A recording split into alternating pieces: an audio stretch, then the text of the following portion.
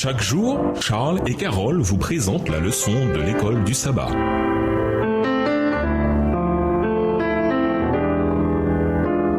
Bienvenue dans votre émission Dieu nous parle. Nous voilà à la leçon de jeudi, le peuple élu de Dieu. En appelant Abraham à être son serviteur, Dieu s'est choisi un peuple pour le représenter devant le monde. Cet appel et cette élection constituaient un acte d'amour et de grâce de la part de Dieu. Après la dévastation et la désunion causée par la chute, l'appel que fit Dieu à Israël était central dans son plan de restauration de toute l'humanité. L'histoire sacrée constitue l'étude de l'œuvre de Dieu vers cette restauration, et dans ce plan, la nation de l'Alliance, Israël, était un élément majeur. Selon Deutéronome 7, les versets 6 à 11, pourquoi Dieu a-t-il appelé Israël son peuple? Pourquoi a-t-il choisi les descendants d'Abraham pour être son peuple? Deutéronome 7, les versets 6 à 11. Tu es en effet un peuple saint pour l'Éternel ton Dieu. Il t'a choisi parmi tous les peuples qui se trouvent sur la surface de la terre pour que tu sois son peuple précieux. Si l'Éternel s'est attaché à vous et vous a choisi, ce n'est nullement parce que vous êtes plus nombreux que les autres peuples. En fait, vous êtes le moindre de tous.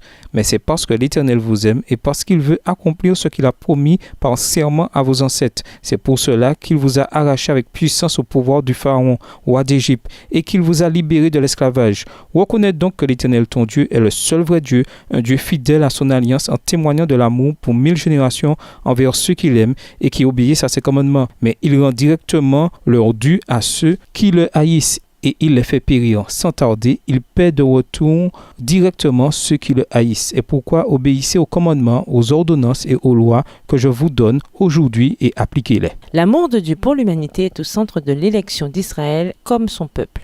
Dieu a fait alliance avec Abraham et ses descendants afin de préserver la connaissance de Dieu par l'intermédiaire de son peuple et d'amener la rédemption de l'humanité. Psaume 67, le verset 2. Mais c'est un suprême acte d'amour qui a poussé Dieu à choisir Israël. Les descendants d'Abraham n'avaient aucune raison en eux-mêmes de se glorifier de l'amour immérité de Dieu. Ce n'est pas parce que vous surpassez en nombre tous les peuples que le Seigneur s'est épris de vous et qu'il vous a choisi, car vous êtes le plus petit de tous les peuples. Deutéronome 7, le verset 7. Dieu choisit son peuple par un étrange renversement des valeurs. Tandis que les humains regardent au pouvoir, à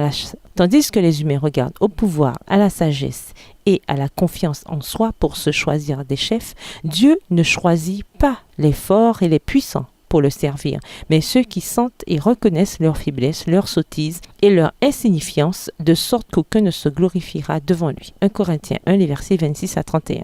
Cependant, voyez le privilège qui était le leur. Dieu désirait que son peuple serve à la louange et à la gloire de son nom. Il lui accorda tous les avantages spirituels. Il ne lui refusa rien de ce qui pouvait contribuer à la formation d'un caractère qui le représente dignement. Par sa soumission au commandement de Dieu, Israël devait connaître une prospérité qui émerveillerait les autres nations. Celui qui pouvait lui donner la sagesse et l'habileté dans tous les travaux était disposé à continuer son enseignement. Il voulait l'élever et l'ennoblir par l'obéissance à ses lois. S'il les observait, il serait préservé des maladies qui affectaient les autres peuples et une grande vigueur intellectuelle devait être son partage. Sa prospérité mettrait en relief la gloire, la majesté et la puissance de Dieu et il serait un royaume de prêtres et de princes. Le Seigneur lui fournissait tous les avantages voulus pour devenir la nation la plus puissante du monde. Quel parallèle trouve-t-on entre ce que Dieu a fait pour Israël autrefois, ainsi que l'appel qu'il avait pour eux d'une part, et ce qu'il a fait pour nous, ainsi que l'appel qu'il a pour nous, adventistes du 7e jour, d'autre part? Et nous vous laissons à cette question de réflexion. Comment pouvons-nous nous unir en tant que chrétiens? Au revoir. Et à demain si Dieu veut. Dieu nous parle. Chaque jour, Charles et Carole vous présentent la leçon de l'école du sabbat.